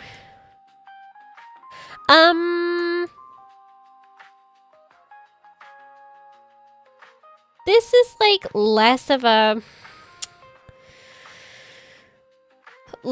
important thing for general thumbnails, and more like for songs and music videos. I have Fua's Ori song thumbnail that I made for her here to show you guys. Hee hee hee. You can also Google Press Kit for most games to get great quality stuff. Oh, there you go. I'm learning new things too. This is the thumbnail that I made for Fua's original song. I would say that this is less important for just like regular thumbnails because I think that little details and textural design is only really important for things that you're going to be looking at in full res. So thumbnails that you're going to be posting on social media for like big events or original songs or song covers, or like I use it a lot in like my guest graphics and stuff. If that's the kind of design that you're going to be working on, I would recommend starting to build up a folder of does Figma have a ruler function if you're trying to get things in specific places or distances apart? Yeah, we can go over that. Absolutely. It's not quite a ruler function, but I can show you what the options are.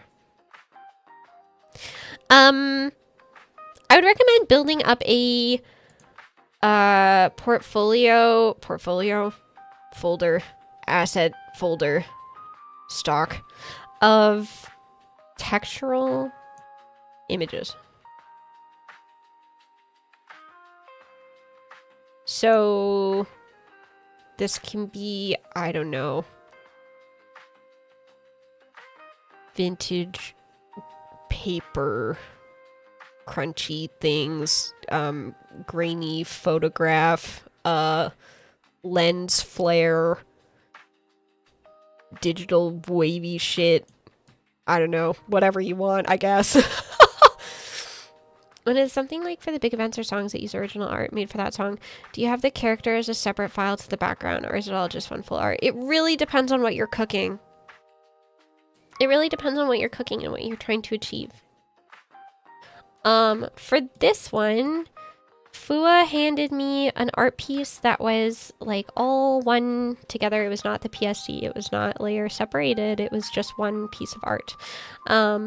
And so I decided to focus on adding this for texture, which, let me remove this. Looks like this.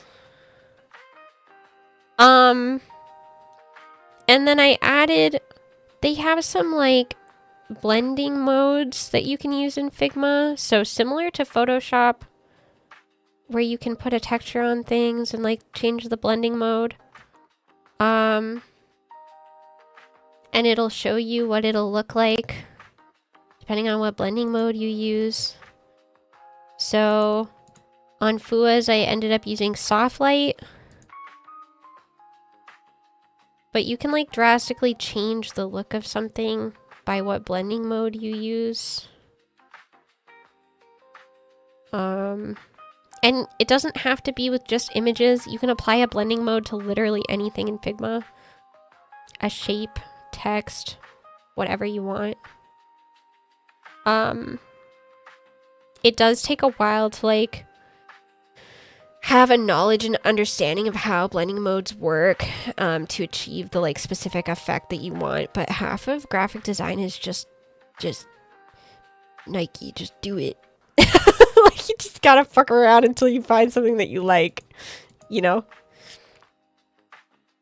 That being said, you can also adjust opacity of things in this sidebar too. That helps a lot. For the text, I also added a blending mode.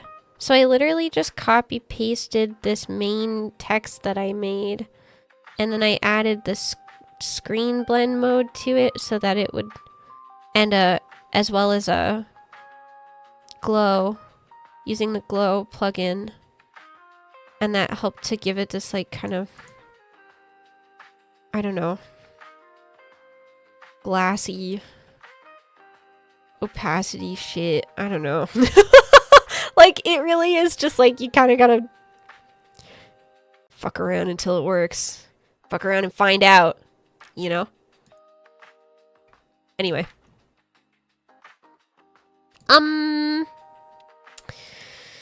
Rulers.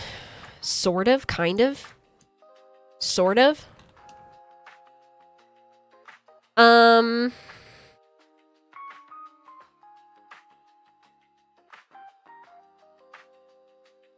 I wouldn't say that I use things like rulers very often. But let me show you what I do. Okay, so let's say you have your type.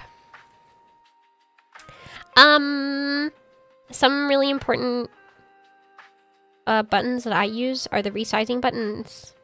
So there's auto width, auto height. So it will automatically adjust the bounding box to adjust like the line height and stuff so that you don't have a bunch of extra space. The auto width is really nice because if you have like, I don't know, if you're, for some reason your bounding box is like weird. Let's see if I can make sense of this.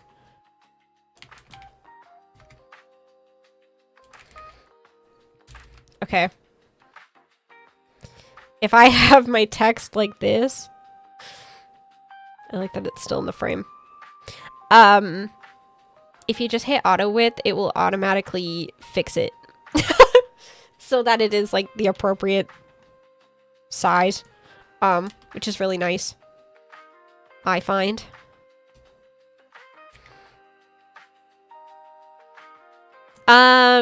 In terms of rulers, sort of not really.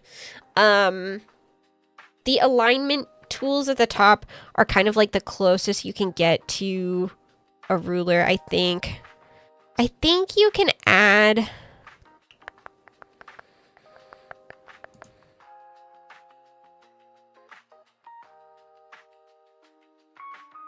Yeah. So there are these rulers here. And you can technically add, what are these called? If you pull and drag down from the rulers after you've added them in your, like, if you didn't see what I did just there, hold on. In your Figma, in your this Figma logo on the left side, and you go to view, there's rulers, layout guides.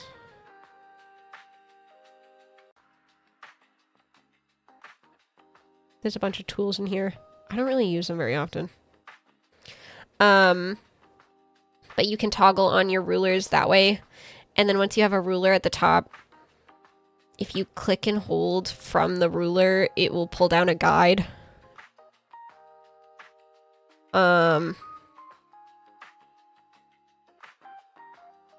Yeah, I don't really use them very often because I don't find that guides are like super helpful. Another thing that Figma just kind of does is if you have multiple type or items, I guess even, it will like, it has like an auto snapping feature. So you can align things this way. And then let's say you have like multiple, it'll do this thing where as you're moving it around, do you see how it says 41, 41? It'll show you what is like equal distance from each other.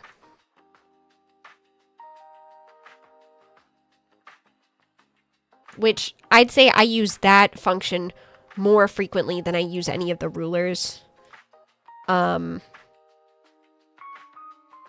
I use this, the like equal distance thing, and then the alignment tools on the side more than I use like the rulers and guides.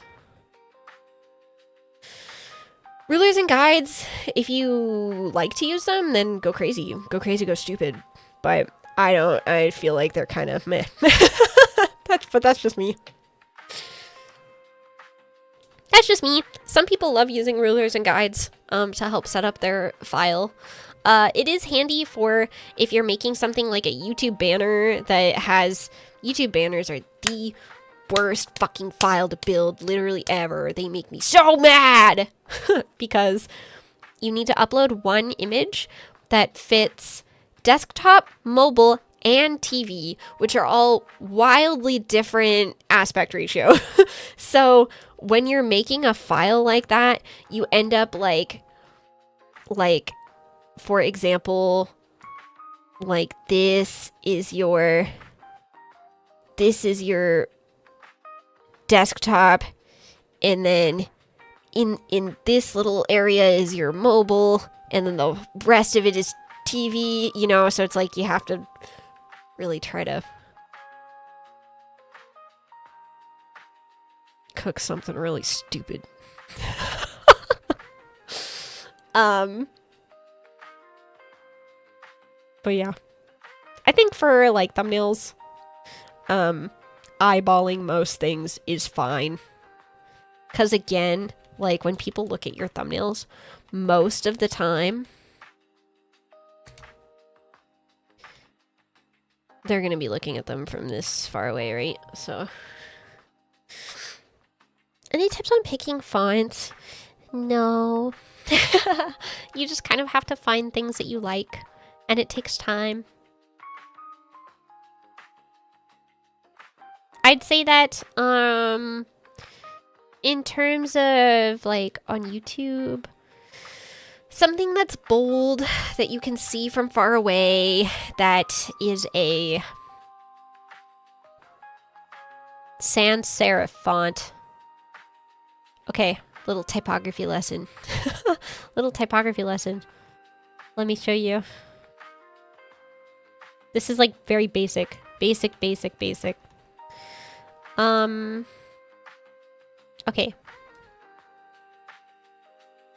This is a serif font, meaning that the little thingies, these little thingies, this is a serif, right? This is a sans serif, meaning it doesn't have the little thingies.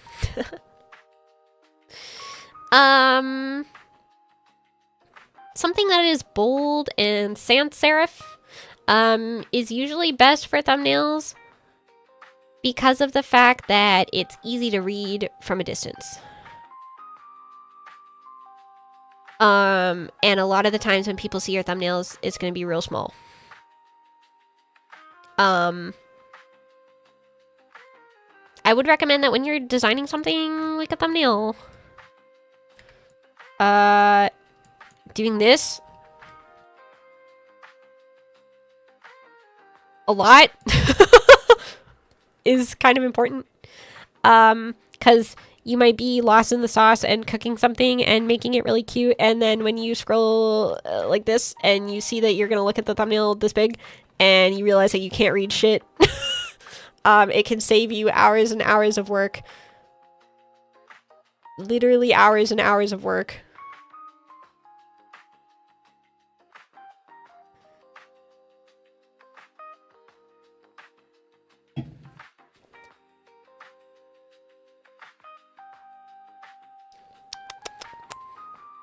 Can you favorite things in Figma so you can find them again easily? Like what?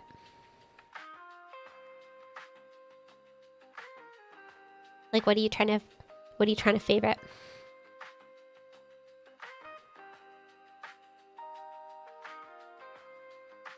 Like fonts I like?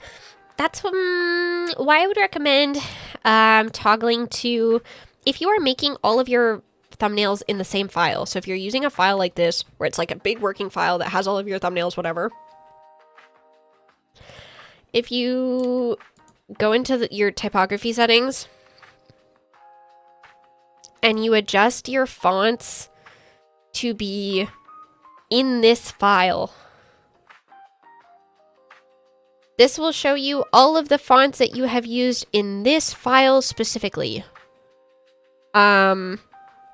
It's kind of the closest thing you can get to like a favorites bar, if they're fonts that you have used before.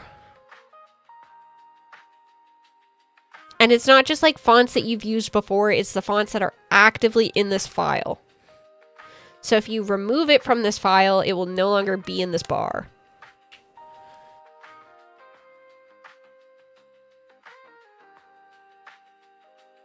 Yes.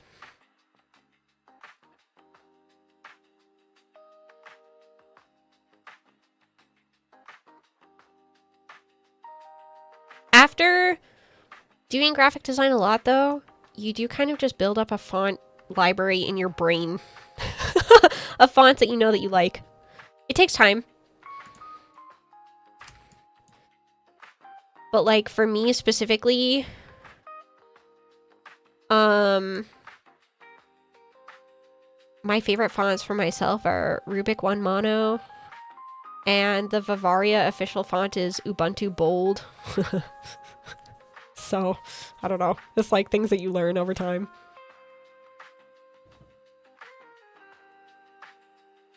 Yeah.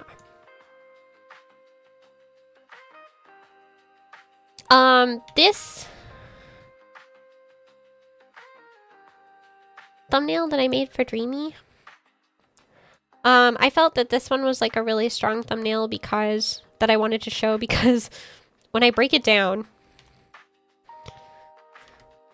let me take this and bring it over here. Okay, when I break down this thumbnail, There was type that I like added a gradient to. There was other type that I added a gradient to, but I also added the layer blur to it to make it look like it was in the background. There was shapes that I made, these little band-aids. I built these out of different shapes. Right? The background is like a blurred out... Let's see, what else do we have in here? I have this like radial here. I made a gradient rectangle that had 3 colors, and then I adjusted the type of gradient to be a radial shape. You can change it to be angular, so you can see the difference. Angular, diamond. You know, there's so many different options. And then I also added the lines in the back, and I added a glow onto Dreamy. So it's like had so much going on. When you look at it as like a one image, it doesn't look like there's that much happening, right? And then the background image is like actual stock footage of a just like free stock image doctor office that I shoved in the back and then added like a grain effect to. But I feel like all of the little pieces is what made it really good.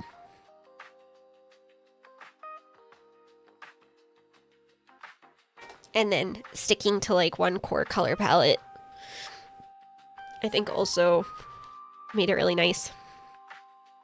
The layer blur adds like depth, you know.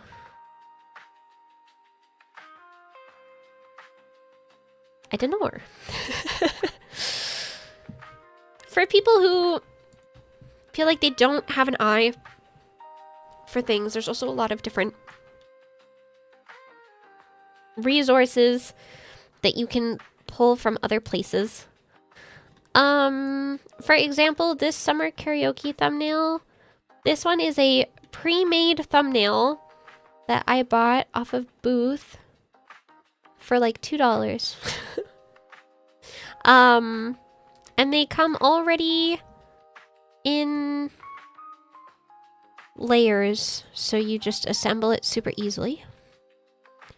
So the layers that it gave me was this one, and then this was my art that I put on there, and then the background.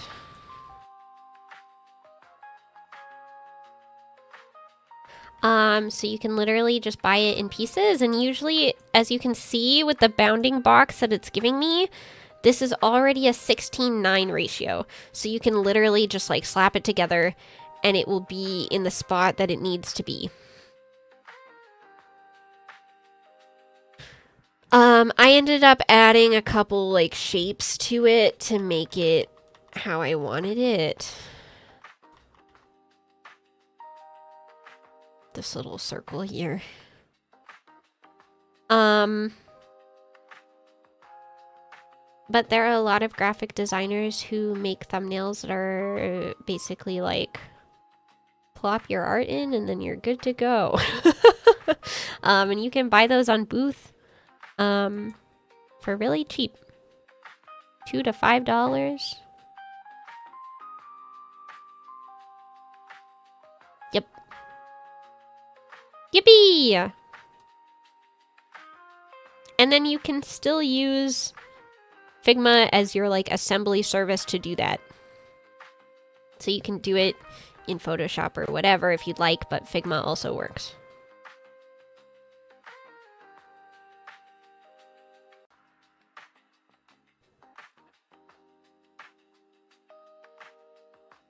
Yeah. I don't know. I think that strong thumbnails have like very clearly a focal point. Ideally, that takes up like a good chunk of the thumbnail.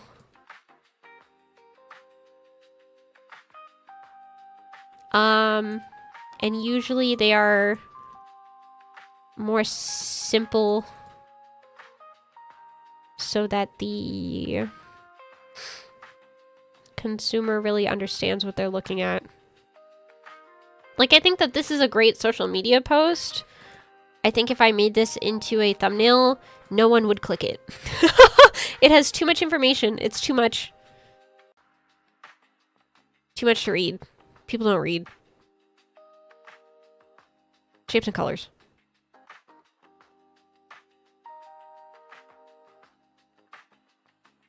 Well, thought out placement and font to be very readable. Yeah, I think that's like the most important. Reading is hard. I hope that if you choose to stick with Figma, if you have just downloaded it, that once you get to know the tools that it has, that you really like it. Because I think that it has like a lot of friendly UI features that a lot of other programs don't have, and it just makes your life easier. How would you change that one if it was for a thumbnail? If it was for a thumbnail, I would remove all of these small pieces of information. These, like, the hints. I'd remove those. I would probably remove the, like, big swoopy in the background because it's just, like, visual noise. I would remove this entirely. And then I would also probably remove Seasonal Song Cover Project and just make it Bavaria Community Vote. Because I think that the less information that people have to take in, the better.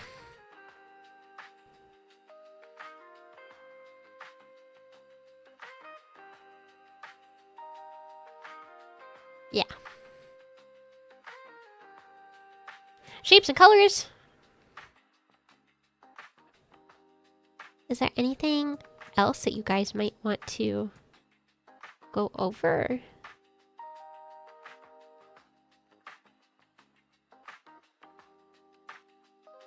We're in office hours now.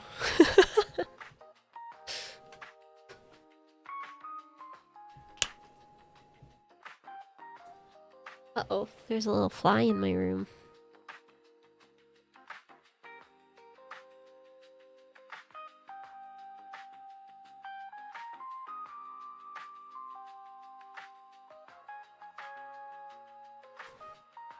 Any thoughts? Any things you guys want to know? Collab thumb tips. Covered a lot of the basics. Very thorough. Is the color something you put a lot of thought into, or is it more just like, just whatever suits it roughly? I have a lot of thoughts about VTuber branding and marketing and stuff. I think that some of the strongest VTuber concepts are ones that have a limited palette. I think if you can choose a limited palette for yourself and then try to stick to it, I think that that creates like really strong like brand unity.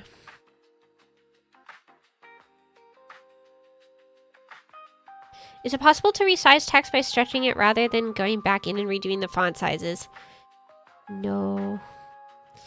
Highlighting and changing the font size is the only way in Figma. They do not have like a stretch the box and change the font size, which is very annoying. So I do apologize for that.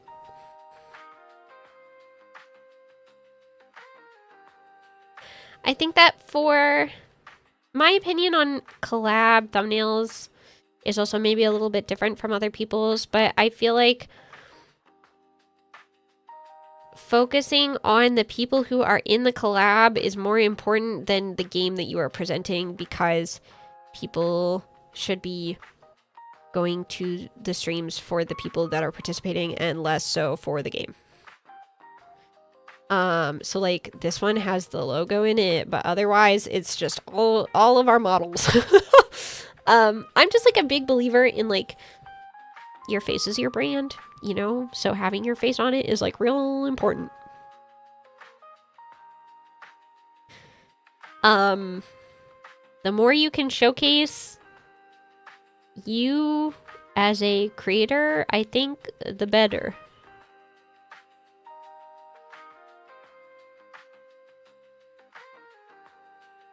To get ready for work soon, I think you're amazing at teaching. Oh! Thank you! Have a good work. Have a good work, have a good work. Thank you for hanging out. I really appreciate it. So I'd always use Canva for text. Yeah. Yeah, it's a bit annoying that you can't, like, just stretch the text, but I also think that the tools in Figma are, like, so awesome that I would never go back to Canva. Canva has so much, like, visual noise in their program by trying to push on you, like, photo editing shit that you would never really use in the situation that is building thumbnails and shit like that. So I just, it like, I don't know. I don't know. I am an Adobe and now Canva hater for differing reasons. I think that Canva makes you lazy. And then it hinders your creativity because you become lazy and you just use their assets all the time. And it doesn't actually like teach you skills that helps you grow your artistic eye. So I think that because when I first started in graphic designing and like why I wanted to go to university for graphic design was I really loved using Canva Pro. I thought it was really cool. I did a lot of my graphic design in Canva. But it literally like stunted my growth because I didn't know how to make anything from scratch that wasn't just available to me in the assets that they provided to me. And so I was like, not only was I creatively limited, but I also wasn't learning anything.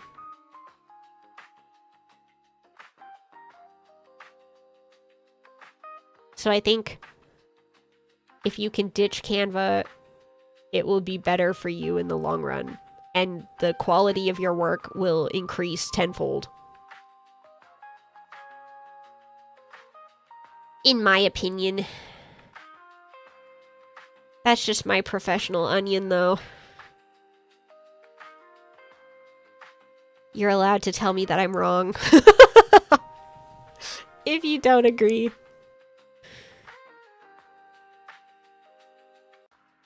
Well, yay! Yippee! I hope that you have learned things.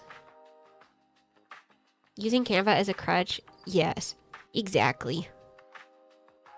I also think, though, if you hate doing thumbnails and you want to, like, just slam out however many thumbnails you have to do a week and you're comfortable using Canva, then I understand. I am saluting you. 07.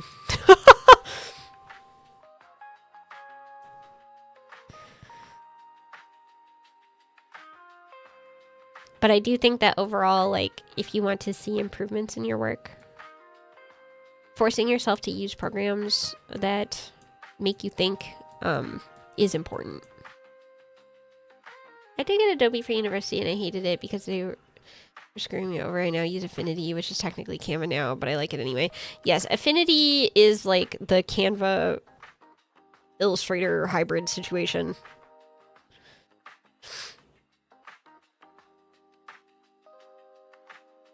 So Affinity is also a good option, as far as I have heard. I haven't used Affinity myself.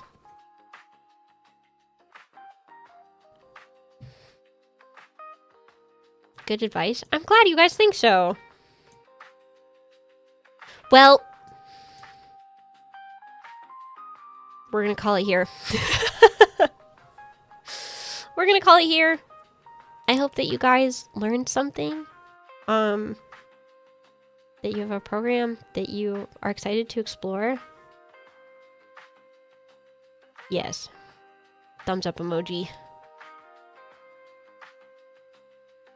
I'm gonna go hang out with my little bunny because she had to go to the vet today and she was feeling very groggy because she had to get her ears flushed because she has inner ear problems.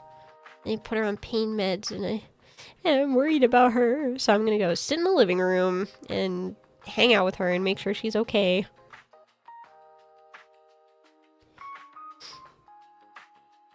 I went to uni for industrial design, but did a lot of graphic design in first class, was just teaching you how to use actual programs.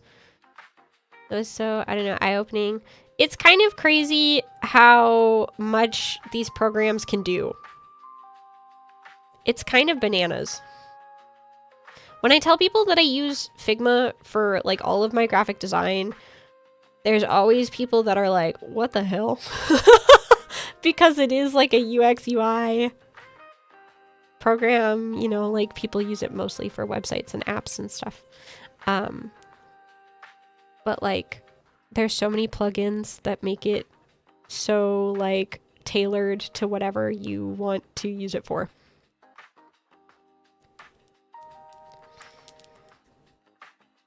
I currently use PowerPoint to edit my thumbnails. Uni, no! No! Not PowerPoint. You are a soldier, I think. Perhaps the strongest. That's crazy work.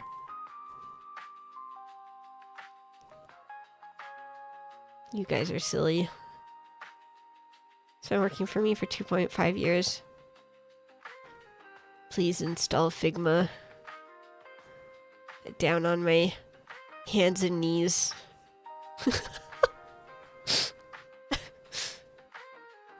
Hoping, praying. Okay. Well, bye. If you guys liked this stream and I guess you want more, I don't know what I would talk about, but maybe we can go over like VTuber branding or something at some point. I don't know. Let me know. Even if you wanted to, let me know specifically in the comments of this VOD, actually. That'd be super freaking helpful.